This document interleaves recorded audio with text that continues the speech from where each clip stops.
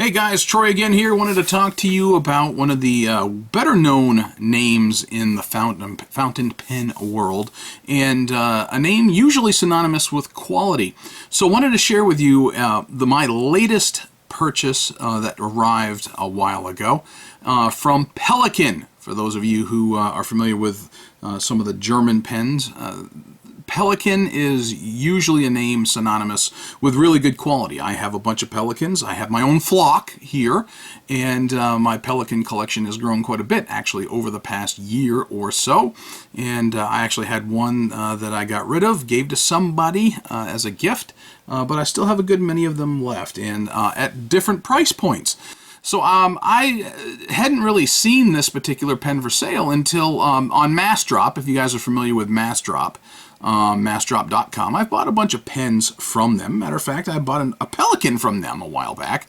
And I saw this pen almost before they closed the drop, as they call them. And it was like 15 bucks. I said, well, okay, a low-end Pelikan starter pen. I'm not adverse to that because I've got a couple that actually write really, really well. So I went ahead and for 15 bucks, including shipping, actually $14.99, excuse me, to be factually accurate, I went ahead and got it. So it arrived in a package like this. All right, so just a padded mailer, and in it, besides a packing slip, this was pretty much it. I could throw that away now and not have to save it anymore. But this is the Pelikan Jazz Excellence. It's got a toned-down appearance compared to most Pelikans that you're going to see. And I've got some here, I'll show you a comparison. But it's like 5.5 inches long, and it's one of the smallest pens that Pelikan makes. You can see it's rather slender, and most Pelikans are a little bigger than that, but not tremendously so. I will make a comparison for you. Supposedly it's supposed to be comfortable to write with. It's usually thought of to be for beginners or entry level. So you've got the lacquered finish, you've got some chrome plating on the band, you got chrome plating on the clip and slip top, chrome plating on the section, and you've got a steel nib. I didn't expect a lot for 15 bucks. So there you go. Oh, let's see. What else can I tell you about it? Now, supposedly, this is supposed to be reminiscent of the typical Pelikan beak that you see for a clip. And I'll be honest with you, I'm comparing it to other Pelikans that I've got, and I can see in general, but it's not really a Pelikan. And it makes me wonder really if Pelikan actually made the pen or not, or just contracted it out and put their name on it from some things that I'm seeing. So let's take a look. All right, you've got more of a tapered end, more of a narrow tapered end that I'm used to seeing on Pelikans. And you look at the cap and you've got an angle there. And then the clip actually is kind of springy. This has got a very usable clip. That I do like about it. You got the Pelikan logo there just above the silver cap band. Pull it off. It is very postable, posts nicely and securely. And then you've got smooth metal here. So you got a little bit of a step down, but you barely even feel it when you go to write with it. Okay, it fits comfortably in the hand, so it's not too long, it is not too heavy, it is not unwieldy. I mean, we're only talking about 19.8 grams, or about 0.7 ounces, and some of it, to be honest with you, is in that cap. So it's not so much in the pen, but when you post it, it does not tremendously backweight that pen. So when you're holding it, it's still fairly comfortable. You got a little narrower section here, and it is a little slick. There are people who don't like metal sections or smooth sections. It doesn't bother me either way. And then you've got the silver toned steel nib right there. So the nib, feed, there you go. All right, it's supposed to be a cartridge converter pen. Now, here's what I'm going to show you. I'm going to slide this way just a little bit and pull out of my drawer. Pelikan generally is supposed to be standard international. Well, I had a few problems. It did come with a a thing of cartridges, 4001 Pelican cartridges. I chose black because I chose the black pen. They had it in white, I do believe, and I tried Standard International. I tried Standard International, Standard International, and Standard International, Standard International. I tried these in the Pelican. I couldn't get any of them. Some were actually too broad in order to fit in there, like at here. It was too girthy in order to fit down inside. Others that weren't too girthy, more like this one here, simply would not fit. I tried ink cartridges. I could not get them to fit. So that's one of the first things that I tried was, let's get some Standard International stuff and let's see if it actually is true to standard. So it did come with a box of these ink cartridges. Alright, so I was able to pull one out, throw it in, and make it work. Set that aside. So I have not put a converter in there. I just simply used one of the cartridges out of that box.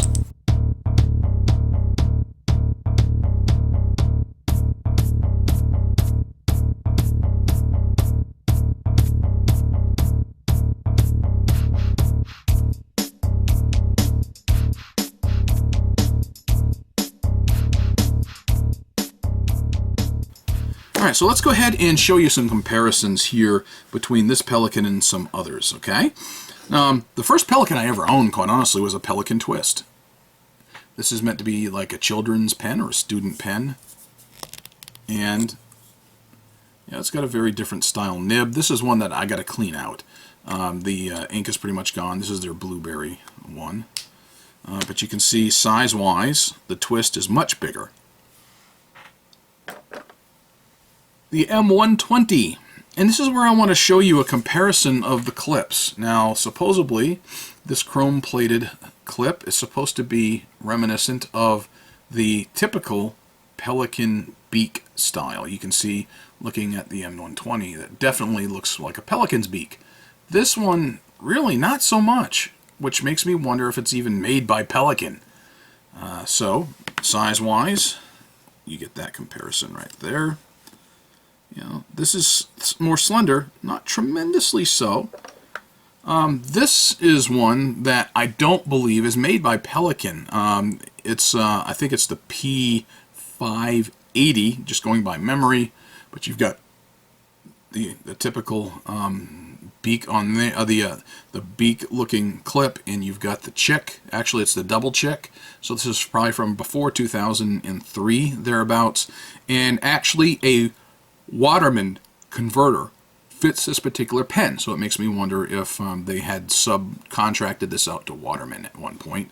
But this is kind of a vintage, and you can see it is slender, so it's not the only slender pen that Pelican has ever come out with or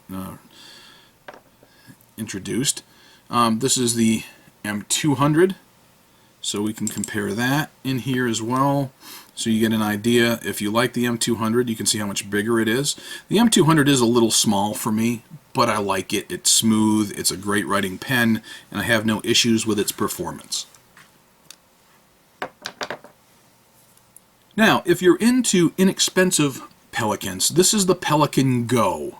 Yeah, just like you hear the TWSBI Go, I'm going to be honest with you, the Pelican Go far superior to the TWSBI Go, in my humble yet most accurate opinion. And you can see how that fits in there. And of course the big old M1000, again with the beak. And you can see how big that is compared to the Jazz Excellence, or Elegance. Here we go. Let's see how she writes. So this is the Pelican Jazz Elegance. Now you can see, since I've gotten this pen, this is the result that I've been getting. Alright, This is with no nib modifications. I haven't done anything to the nib. I haven't played with it, but I have been getting some skipping. And quite honestly, at times when you're writing on regular paper, not on a Rhodia dot pad, when you've got some higher quality paper, it's a little scratchy. Just being honest. So at $14.99, obviously this is an entry-level pen. Even though it's $14.99 though, with a name like Pelikan, I expected quality. No doubt I expected quality out of it. This is also a low-cost Pelikan. Believe it or not, this pen here was only $5 to $10 more than the Jazz Elegance, and it writes a whole lot better. The Pelikan Twist, $12 pen. I'm not going to try to write with this one because I know it's empty. It's been sitting here in my box to go ahead and clean, so I know I'm not even going to try to write with it. This writes, in my opinion, a lot better than this. Really? So the Elegance, you know, you can get a little bit of line variation out of it. The steel nib, you got to really press down. That's the one thing you're going to skip unless you give it a lot of pressure. So I can do some nib work on it. I may be able to even smooth it out just a hair. I may be able to get the ink flow a little bit better than it is. I mean, there are simple little easy tricks to do. But I wanted to show you straight out of the packaging. I left it this way on purpose just so I can do this video and show you what I've seen. So it's got some skipping. See, that's with very little pressure. This is applying a decent amount of pressure. Little to no pressure, applying a decent amount of pressure. Alright, so it's not the smoothest pen. I just expected more.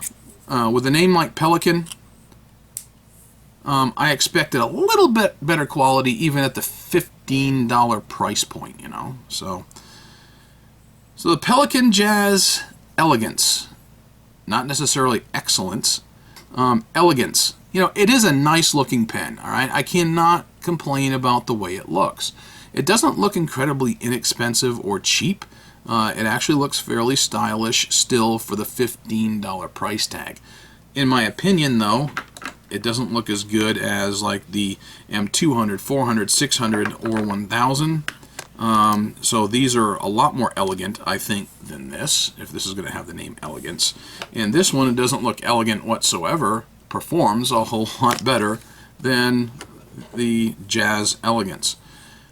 My opinion, if you're looking for an entry-level Pelikan, all right, I would just say I would not go with a Jazz Elegance. Having used it and having played with it some and had it for several days of being my constant writer, I personally would go with a Pelikan Twist for $12 or for $20 to $25 depending upon where you get it, since these are not in production anymore. If you can find one, and I know we're somebody who still sells them, if you can get the new in the box Pelikan Go, I would forsake this and I'd go with this in a minute. No hesitation, having touched it, played with it, written with it. And like I said, this being my first Pelikan that I ever had, yeah, it was only 12 bucks, all right, compared to, you know, these, and you're starting to get into the hundreds of dollars here. You know, you're looking at 120, 150, you're looking at close to 200 for here, 500 and up for one of these, and this was under 100, 15 bucks. The price tag is kind of attractive for the name, but take my advice. I'm giving it to you. Do what you want.